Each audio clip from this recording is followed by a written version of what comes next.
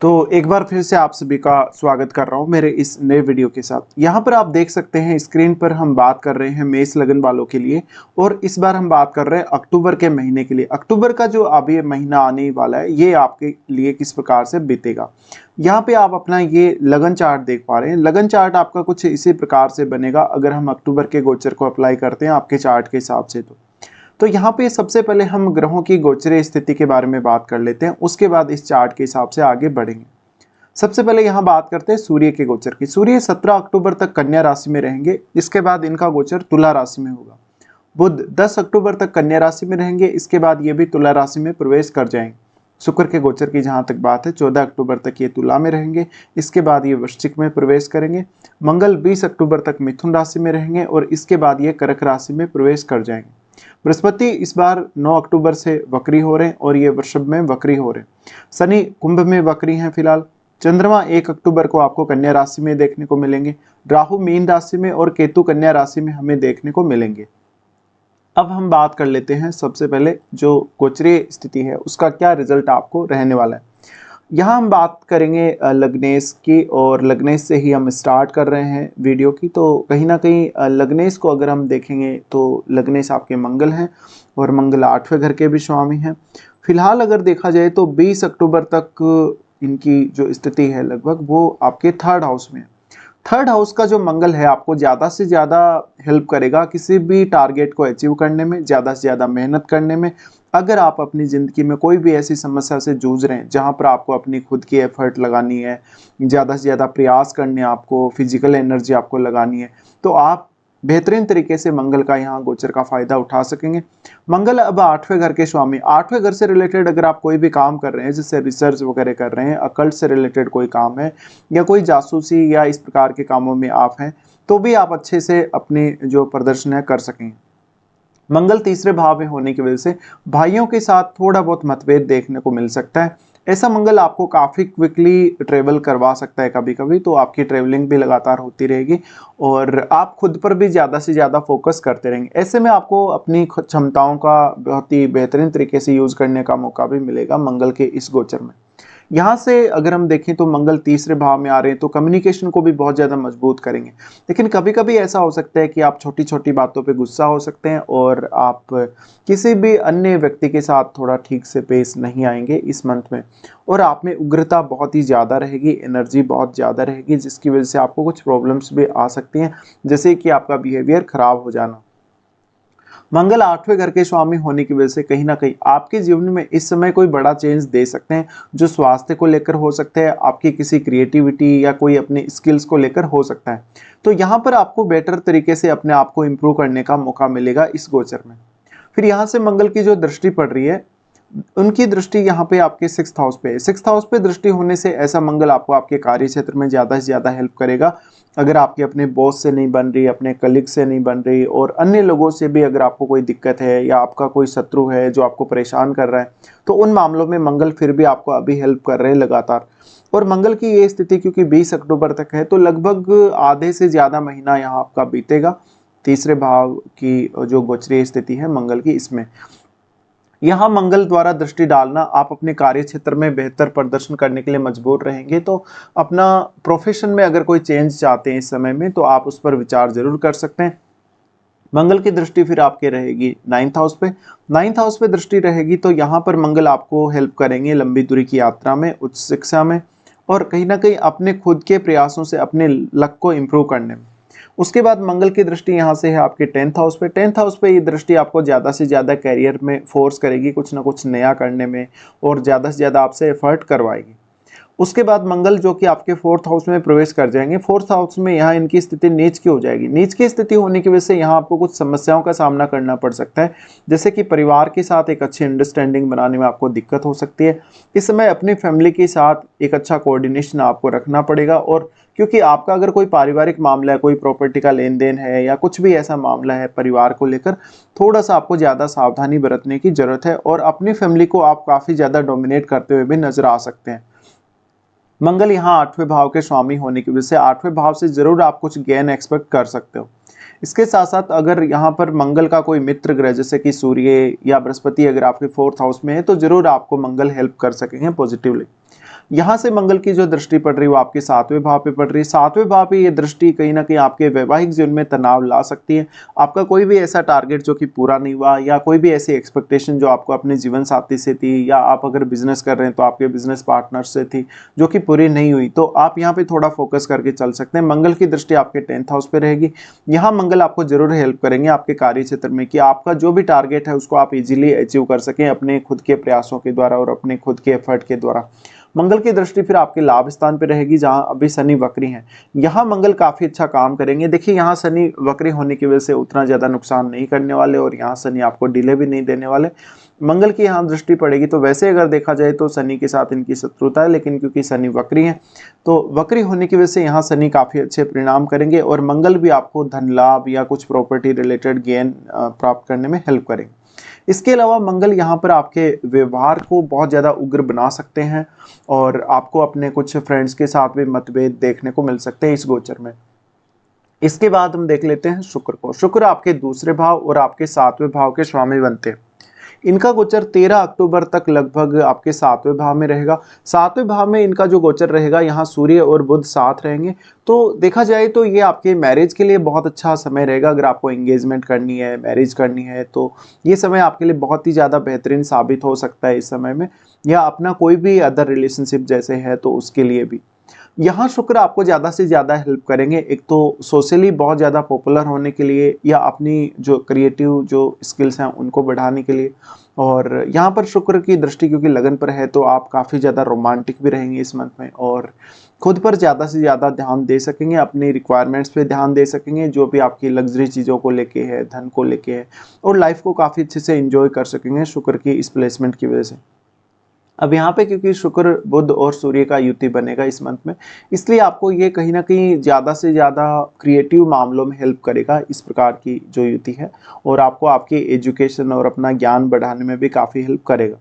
शुक्र की अगर हम उसके बाद गोचर देखेंगे तो उसके बाद ये आपके 8वें भाव में प्रवेश कर जाएंगे। 8वें भाव का शुक्र आपके लिए सेक्सुअल लाइफ को लेकर अगर देखा जाए तो उतना अच्छा नहीं रहेगा।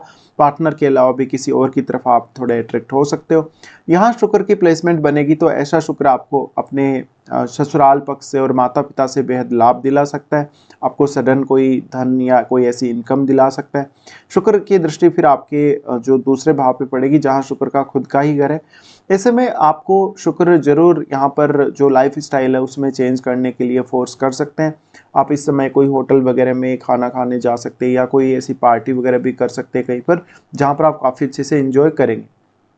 तो शुक्र की ये जो दृष्टि रहेगी जरूर आपका सेकंड हाउस मजबूत होगा, लेकिन फिर वैवाहिक जीवन को लेकर थोड़ी असंतुष्टि फिर भी नजर आ सकती है। यहाँ से इसके बाद हम आगे बढ़ जाते हैं और बुध के बारे में बात कर लेते हैं। बुध के गोचर को अगर हम देखेंगे तो 10 अक्टूबर तक लगभग जो बुध का गोचर है वो कन्या राशि में रहेगा, उसके बाद ये तुला में प्रवेश करेंगे। तो 10 अक्टूबर तक की बुध की स्थितियां फिर भी आपके 6th हाउस में बुध है तो आपको हेल्प करेगा बुध यहाँ पर। और क्योंकि मंगल का भी यहाँ पर जैसे हमने स्टार्टिंग में बोला था मंगल का भी दृष्टि है यहाँ पर बुध पर, तो ऐसा जो बुध है आपको काफ़ी चतुराई देगा। अगर आप अपने वर्क प्लेस पे किसी भी समस्या से जूझ रहे हैं, आपके बॉस के साथ, अपने कलीग्स के साथ या अन्य किसी भी पर्सन के साथ, या मान लो किसी आप विवाद में फंसे हैं, कोई लीगल मैटर में फंसे हैं, तो यहाँ पर आपको जरूर हेल्प मिल सकेगी बुध के रहते हुए। उसके बाद बुध आपके 7वें भाव में प्रवेश कर रहे हैं और इनका ये गोचर 10 अक्टूबर से स्टार्ट होगा आपके 7वें भाव में। यहाँ पर इनका जो गोचर स्टार्ट हो रहा है ये आपके कहीं ना कहीं बिजनेस के लिए बहुत अच्छा रहेगा। अगर आप बिजनेस कर रहे हैं या पार्टनरशिप का भी अगर काम कर रहे हैं तो काफ़ी अच्छा रहेगा। लेकिन वैवाहिक जीवन को लेकर अगर देखा जाए तो ये स्थिति उतनी अच्छी नहीं है, क्योंकि पार्टनर के साथ काफ़ी ज़्यादा मतभेद आपको देखने को मिल सकते हैं। लेकिन यहाँ पर बुध जरूर आपको हेल्प करेगा आपके पर्सनल मैटर्स में, आपके कैरियर को लेकर, आपके रिलेशनशिप को लेकर, जो आप डिसीजन बहुत बेटर तरीके से अगर ले पाएँ। तो यहाँ पे बुध की दृष्टि फिर आपके लगन पे भी पड़ेगी, और क्योंकि इन 3 ग्रहों का साथ रहेगा तो ये ज़्यादा से ज़्यादा आपकी क्षमताओं में वृद्धि करेंगे, जैसे कि आपकी बोलने की क्षमता, आपकी अपने आप को रिप्रेजेंट करने की क्षमता, ये सब। तो बुध का गोचर ऑलमोस्ट यहाँ पे काफ़ी अच्छा रहने वाला है। इसके बाद हम चंद्रमा पर बात करते हैं। चंद्रमा देखिए यहाँ पे चंद्रमा जो है उनका अगर गोचरीय स्थिति देखी जाए तो वो आपके 6th हाउस में रहेंगे। कन्या राशि में इनका गोचर रहेगा।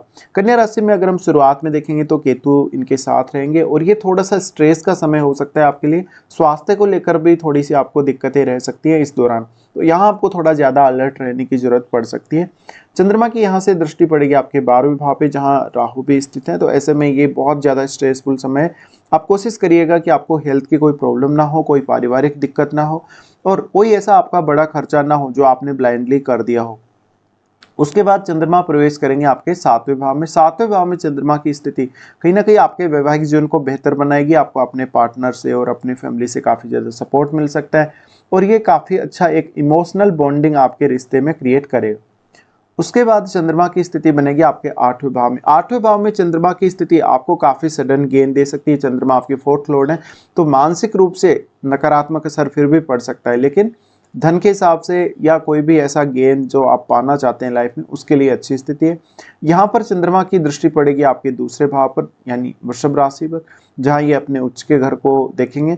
यहाँ पर इनकी दृष्टि पड़ने से ये आपके लिए बहुत ज़्यादा फेवरेबल है। अगर आप कोई भी ऐसा काम कर रहे हैं जो वाणी के द्वारा आप कर रहे हैं या कोई भी वाणी के द्वारा क्रिएटिव काम भी कर रहे हैं अगर, तो चंद्रमा उसके बाद प्रवेश करेंगे आपके 9th हाउस में। 9th हाउस जहां धनु राशि है, यहाँ चंद्रमा आपको हेल्प करेंगे आपके एजुकेशन से रिलेटेड बेटर डिसीजन लेने के लिए, आपकी फॉरेन ट्रेवल हो या कोई भी अन्य मामले में आपको आध्यात्मिक या धार्मिक मामलों में भी प्रॉपर डिसीजन मेकिंग करने के लिए यहाँ पर आपको सपोर्ट मिल सकेगा। इसके बाद हम देख लेते हैं सूर्य को। सूर्य का गोचर हमारे लिए बेहद अहम है। सूर्य 17 अक्टूबर तक कन्या राशि में है। 17 अक्टूबर तक जब तक कन्या राशि में है, देखिए इतना इजी तो ये समय आपके लिए नहीं है, क्योंकि यहाँ पर केतु भी हैं और स्टार्टिंग में, क्योंकि इस मंथ के स्टार्टिंग में चंद्रमा भी यहाँ रहेंगे। ऐसे में थोड़ा सा आपको ध्यान देना पड़ेगा अपनी डेली रूटीन पर, और लगभग ये समय 17 अक्टूबर तक रहेगा। हालांकि आपको इन प्लैनेट्स से हेल्प जरूर मिल जाएगी, और क्योंकि मंगल का भी यहाँ दृष्टि रहेगा, लेकिन आप किसी से भी विवाद मोल लेने से बचें और आप अपनी लाइफ को काफ़ी अच्छे से एडजस्ट करें, अपना एक प्रॉपर रूटीन बनाएं और उसी रूटीन को फॉलो करें, तो बहुत ही ज़्यादा बेहतर रहेगा। तो यहाँ पे जो अब क्योंकि स्थिति जो बन रही है इनकी, इस स्थिति की वजह से आपको सूर्य जरूर हेल्प करेंगे, लेकिन थोड़ा बहुत मतभेद होने के चांसेस है। फिर सूर्य की दृष्टि पड़ रही है आपके 12वें भाव पे। 12वें भाव पे दृष्टि पड़ रही है, तो इस समय आप अगर कोई विदेश यात्रा करना चाहें या कोई ऐसी स्पिरिचुअल ट्रेवल करना चाहें तो कर सकते हैं। सूर्य उसके बाद यहाँ से प्रवेश करेंगे आपके 7वें भाव में, जो कि मैरिड लाइफ के लिए अच्छा नहीं है, लेकिन आप अगर बहुत अच्छे वक्ता हैं, एक कवि वगैरह हैं, या कोई बहुत अच्छे आप पर्सनैलिटी हैं, बहुत ही पब्लिक में आप फेमस व्यक्ति हैं, तो निश्चित ही आपको यहाँ पर सूर्य हेल्प करेंगे आपके मान सम्मान और प्रतिष्ठा को बढ़ाने में। आप अगर कोई बहुत बड़े सरकारी पद पे हैं, पॉलिटिक्स से जुड़े हैं या किसी भी अन्य ऐसे मामले से जुड़े, तो सूर्य आपको काम करने में बहुत ज़्यादा हेल्प करेगा। लेकिन ये रिलेशनशिप को थोड़ा डिस्टर्ब कर सकता है, जीवन साथी के साथ थोड़े मतभेद देखने को मिल सकते हैं, और हो सकता है कि जो जीवन साथी है वो आपकी जो रिक्वायरमेंट्स हैं या जो होप्स हैं उनसे उनको उन्होंने पूरा ना किया हो, तो सूर्य की कुछ ऐसी स्थिति यहाँ पर रहेगी। इसके बाद हम यहाँ से आगे बढ़ जाते हैं। शुक्र और बुध के बारे में हमने बात की और मंगल के बारे में भी हमारी बात हो चुकी है। अब आते हैं बृहस्पति पर। बृहस्पति जो कि 9th लॉर्ड है, 9th लॉर्ड के साथ साथ बृहस्पति 12th लॉर्ड भी हैं, और बृहस्पति वक्री हो रहे हैं आपके दूसरे भाव में। वक्री हो रहे हैं तो ये बहुत ही बेहतरीन समय है आपके लिए वक्री स्थिति में, क्योंकि 9 अक्टूबर से ये वक्री हो जाएंगे। 9 अक्टूबर से अगर वक्री हो रहे हैं तो ये समय आपके लिए आगे की प्लानिंग्स करने का, जैसे आप कोई प्रॉपर्टी लेना चाहते हैं, कोई भी आर्थिक लाभ पाना चाहते हैं, तो आज ही आपको उसके लिए काम करना पड़ेगा, आज ही आपको उसके लिए डिसीजन लेना पड़ेगा। तो 9 अक्टूबर तक की जो स्थितियां हैं उनमें आपके सारे के सारे काम बनेंगे, लेकिन कहीं ना कहीं एक थोड़ा सा हम बोल सकते हैं थोड़ा सा रुकावट आएगी या थोड़ा सा पहुंच जाएगा। आपके जो भी काम हैं आपके आर्थिक रूप से, फैमिली को लेके, धन संपत्ति को लेके और करियर को लेके भी इवन आप दोबारा से विचार कर सकते हैं, क्योंकि यहाँ पर गुरु वैसे तो 9th लॉर्ड और 12th लॉर्ड हैं, तो इन दोनों भावों से संबंधित आपको अगर कोई भी काम करना है, जैसे मान लो आपको एजुकेशन के लिए देखना है, हायर एजुकेशन के लिए प्लान करना है, फॉरेन ट्रिप के लिए प्लान करना है, तो आप अभी बहुत ही अच्छे से डिसीजन ले सकते हैं आगे आने वाले समय के लिए। बृहस्पति 12वें भाव के स्वामी, तो जो लोग भी मेष लगन वाले हैं और फॉरेन सेटलमेंट के लिए देख रहे हैं, या अपने कोई ट्रीटमेंट के लिए देख रहे हैं, या अपनी फैमिली के किसी मेंबर के लिए हेल्थ की कोई समस्या है, तो यहाँ पर उसके लिए एक बेहतरीन प्लानिंग आप कर सकेंगे। लेकिन ये कोई भी नया काम स्टार्ट करने के लिए उतना अच्छा समय नहीं रहेगा, जहाँ पर आपको बहुत ज़्यादा क्योंकि एफर्ट लगाने की जरूरत पड़ सकती है। अब बृहस्पति यहाँ है तो निश्चित ही आपको बृहस्पति कहीं ना कहीं अपने खर्चों को मैनेज करने में मदद कर सकते हैं। तो आपके होने वाले खर्चे यानी आगे फ्यूचर में आने वाले खर्चों के लिए आप अपनी अच्छे से प्लानिंग कर सकेंगे, अपनी फाइनेंशियल प्लानिंग बहुत अच्छे से कर सकेंगे। ऐसा बृहस्पति आपके लिए आपको अच्छी प्लानिंग देगा जिससे आप आने वाले समय में ज़्यादा से ज़्यादा अपने लिए इनकम सोर्सेज क्रिएट कर सकें। बृहस्पति की ये स्थिति दिखाती है कि आपको अपनी फैमिली के प्रति ऐसा बृहस्पति बहुत ज़्यादा डेडिकेशन देगा, और यहाँ से जो बृहस्पति की दृष्टि है वो आपके 6th हाउस पे। अब 6th हाउस पे जब भी बृहस्पति की ऐसे में दृष्टि पड़ती है तो बृहस्पति आपको काफ़ी हेल्प करते हैं आपकी डेली लाइफ में और आपके कैरियर में, कि आप एक अच्छा प्लान भी कर सके और उस प्लान पे काम भी कर सके रेगुलर। बृहस्पति की दृष्टि जो कि आपके 8वें भाव पे बृहस्पति की दृष्टि जो कि यहाँ पे पड़ रही है वो आपको ज़्यादा से ज़्यादा अंडरस्टैंडिंग देगी। अगर आपको 8वें भाव से संबंधित कोई भी स्टडी करनी है, जैसे कोई बहुत बड़ा रिसर्च करना है, कोई साइंटिफिक काम करना है, कोई जासूस से रिलेटेड काम करना है, तो इस समय आप प्लान कर सकते हो आगे के लिए। बृहस्पति की दृष्टि यहाँ से आपके 10th हाउस में, 10th हाउस में जो दृष्टि है ये काफ़ी ज़्यादा महत्वपूर्ण है। आप आने वाले समय में अपने कैरियर को कहाँ देखते हो, कैसे देखते हो, और कितना अधिक आप अपने कैरियर में आगे बढ़ने के लिए रेडी हो आने वाले समय में, इसका बहुत बड़ा यहाँ पर महत्व रहेगा बृहस्पति की जब ऐसी स्थिति बन रही है। तो ये जो फिलहाल जो लगभग समय रहेगा आपके लिए, लगभग 119-120 दिन तक कभी कभी बृहस्पति वक्री होते हैं, कभी एक आध दिन कम भी होता है, लेकिन नॉर्मली हम 120 दिन मानते ही हैं कि 120 दिन बृहस्पति वक्री होते हैं। तो ये आपके लिए लगभग इसी महीने में नहीं, लेकिन अगले जो महीने कुछ उनमें भी बहुत ही अच्छा एक समय रहेगा प्लानिंग करने के लिए। तो आप यहाँ पे काफ़ी अच्छे से प्लान कर सकें अपनी चीज़ों को। उसके बाद शनि को हम देख लेते हैं। शनि 10th लॉर्ड और 11th लॉर्ड है, और अभी वो कुंभ में क्योंकि वक्री स्थिति में है, ऐसा शनि आपको कभी भी डिले नहीं करेगा आपके चार्ट में। हालांकि आप बृहस्पति और शनि दोनों की प्लेसमेंट को एक बार अवश्य चेक कर लीजिए। अगर मान लीजिए आपका बृहस्पति वक्री है तो उस केस में बृहस्पति के परिणाम बहुत ज़्यादा शुभ मिलेंगे आपको, और आपका अगर शनि भी वक्री है तो शनि भी अभी वक्री चल रहे हैं, इसलिए आपको ज़्यादा से ज़्यादा बेहतरीन परिणाम मिलेंगे। यहाँ पे अगर देखा जाए तो शनि की जो स्थिति है, शनि की इस स्थिति की वजह से आपको ज़्यादा से ज़्यादा धन लाभ प्राप्त करने में शनि मदद करेंगे, आपको थोड़ा सा डिसीजन लेने में भी मदद करेंगे और काफ़ी ज़्यादा डिसिप्लिन में लाएंगे, अनुशासित बनाएंगे आपको। लेकिन क्योंकि मंगल भी इस मंथ में फिर नीच के हो रहे हैं और 3rd हाउस में, तो आप उतने ही ज़्यादा एक्टिव होने के साथ साथ कहीं ना कहीं डेडिकेटेड रहेंगे अपने काम के लिए। और यहाँ पे जो शनि की स्थिति है वो ज़्यादा से ज़्यादा आपको मैच्योर बनाएगी, मैच्योरिटी के साथ काम करने के लिए प्रेरित करेगी, ज़्यादा से ज़्यादा लोगों के साथ आप जुड़ेंगे और आप काफ़ी अच्छे से काम कर सकेंगे। लेकिन यहाँ उतना इजी नहीं है, आपका जो बिहेवियर है, आपका जो बात करने का तरीका है दूसरे लोगों के साथ, वो कैसा है, उसका बहुत बड़ा इम्पैक्ट पड़ेगा आपके आर्थिक मामलों पर। तो ऐसे में शनि की स्थिति यहाँ पर काफ़ी अच्छी है, और अगर आप अपने प्रोफेशन के लिए, अपने धन संबंधी कोई लाभ संबंधी काम के लिए अगर प्लान कर रहे हैं इस समय में, तो आप जरूर कर सकते हैं। तो ये जो लगभग स्थितियाँ हमें देखने को मिली, ये काफ़ी अच्छी स्थितियाँ हैं इस मंथ में। और बेसिकली अगर देखा जाए तो इस मंथ में आप सबसे ज़्यादा जो फोकस आप जहाँ कर सकते हैं वह है आपका कैरियर और आपके अर्निंग्स। इसके बाद हम राहु केतु के बारे में फिलहाल यहाँ कोई चर्चा नहीं करेंगे, हम इनके बारे में ऑलरेडी काफ़ी बार डिस्कस कर चुके हैं।